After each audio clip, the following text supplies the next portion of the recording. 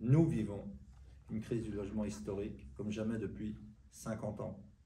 Jamais il n'y a eu autant de sans-abri, jamais il n'y a eu autant d'expulsions locatives, jamais il n'y a eu autant de demandeurs de logements sociaux, jamais il n'y a eu autant de personnes vivant dans des conditions de surpeuplement aggravées ou de précarité, surtout de grande précarité. Jamais non plus les locataires n'ont eu à payer aussi cher pour se loger, parfois mal se loger, et de plus en plus souvent mal se loger.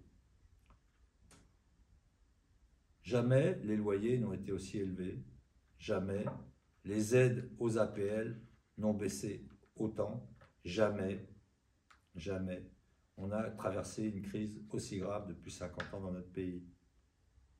Pourquoi?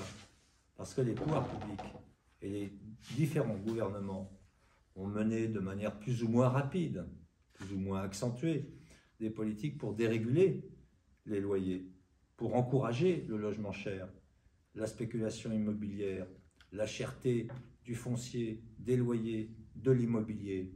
Pourquoi? Pour encaisser des recettes fiscales plus importantes.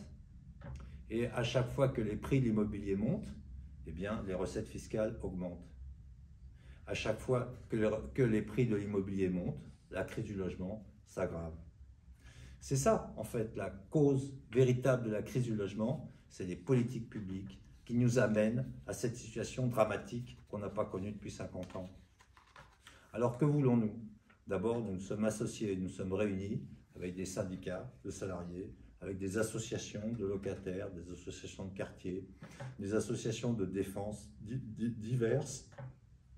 Et nous avons décidé de mettre en place une plateforme, à la fois pour expliquer ce qui se passe, dénoncer ce qui est en train de se passer, et poser aussi des solutions, proposer des solutions. Et les solutions, elles sont très simples. D'une part, elles sont très simples. Il faut les mettre en œuvre. N'oublions pas que l'État a également réduit ses dépenses en matière d'aide au logement, en matière de politique du logement. Donc, il faut revenir à ces dépenses. Il faut rajouter 15 milliards d'euros dans les politiques du logement. Il faut de l'argent. Premier point. Deuxième point, il faut baisser les loyers. C'est-à-dire qu'il faut mener une politique d'encadrement des loyers généralisée sur le secteur privé et faire en sorte que ces lois qui sont mises en place et qui sont régulièrement violées par un certain nombre de bailleurs, eh bien que ces lois soient respectées. Autrement dit, il faut contrôler et sanctionner lorsqu'il y a fraude au rapport locatif. Il faut également augmenter les APL.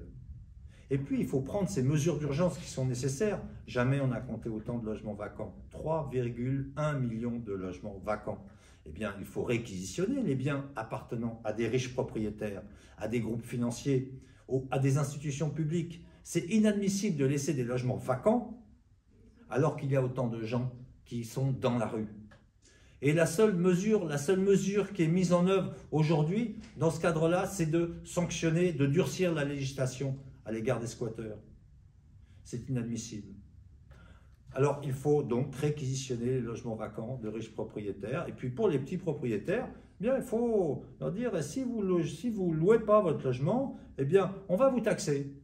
Et si vous n'avez pas les moyens de réhabiliter votre logement parce qu'il est dégradé, eh bien, nous allons vous aider, mais vous allez le louer à un tarif, à un loyer abordable, etc., etc. C'est-à-dire qu'il faut que ces logements reviennent sur le marché locatif. Et puis, on a, dans les mesures d'urgence également, apprendre à s'appliquer les lois et les droits des mal logés, des sans logis. C'est-à-dire respecter la loi Dallot, respecter le droit à l'hébergement. Pour faire tout ça, il faut des logements sociaux. Et ces logements sociaux, il en faudrait 250 000, 300 000 par an pour résorber la demande, pour satisfaire ce besoin fondamental qui est de se loger décemment, de manière stable et à un loyer abordable. Voilà. Et au fond, sur les questions fondamentales, c'est-à-dire les politiques d'urbanisme, on détruit des quartiers entiers pour changer les populations, eh bien, il faut cesser ça. Il faut dire, si l'effort public, qui consiste à installer un tramway, des transports en commun, mettre des espaces verts, embellir, améliorer la ville, améliorer la vie dans la ville. Eh bien, ces efforts qui sont des efforts de la collectivité publique, ils doivent revenir à la collectivité publique. Quand on fait un tramway, on remarque que les prix augmentent autour.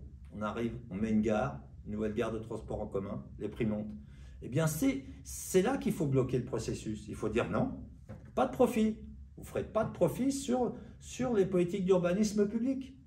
Ces profits-là, ils seront captés. On taxe les profits immobiliers, on taxe les profits tirés de la spéculation immobilière et de la spéculation foncière. Voilà, un principe qu'il faudrait qu'on retienne et qui permettrait bien, de mettre en œuvre aussi, de donner les moyens de mettre en œuvre le droit au logement, qui est un besoin fondamental. Rappelons que sans logement, on meurt à l'âge moyen de 48 ans, quand on est sans abri, et on a une espérance de vie de 15 ans. C'est des conditions on va dire, de fin de vie qui sont terrifiantes, qui sont très dures. On perd ses amis, son emploi, sa famille, on tombe évidemment dans l'addiction, l'alcool, etc. Et donc, il faut mettre fin à ces situations qui se développent de plus en plus dans notre pays, qui sont la conséquence de la crise du logement et du logement cher. Voilà, une explication, des revendications. Il y en a beaucoup d'autres. On sait, tout ça est inscrit sur la plateforme Logement pour toutes, qui réunit 30 associations et organisations syndicales, qui est indépendante des organisations politiques, qui est indépendante des institutions et qui défend le droit à chacun d'être logé dignement. Nous manifesterons le 26 mars, tous ensemble, dans la rue, exploiter du logement, mal logés, sans logis, locataires, descendons, soyons unis, serrons-nous les coudes et descendons tous ensemble dans la rue. C'est ainsi qu'on fera entendre aussi cette question du logement qui est, pour les classes populaires, qui est la question principale qui pèse le plus lourd dans le budget des ménages. Aujourd'hui, c'est le logement. C'est le logement, c'est les charges, ensuite c'est l'énergie, ensuite c'est l'alimentation. Mais il faut vraiment donc faire en sorte que le logement redevienne moins cher, redevienne accessible à tous. Un toit, c'est un droit, tous ensemble le 26 mars. Et en attendant, le 3 mars, à partir de 18 h, meeting auquel vous pourrez assister via les réseaux internet, via les réseaux sociaux, meeting à partir de 18 h, donc qui se tiendra au Théâtre du Rond-Point, mais évidemment qui devra pouvoir être vu, entendu par des milliers, des dizaines de milliers de personnes. Allez, à bientôt, tous ensemble dans la rue et autour de ce meeting du 3 mars.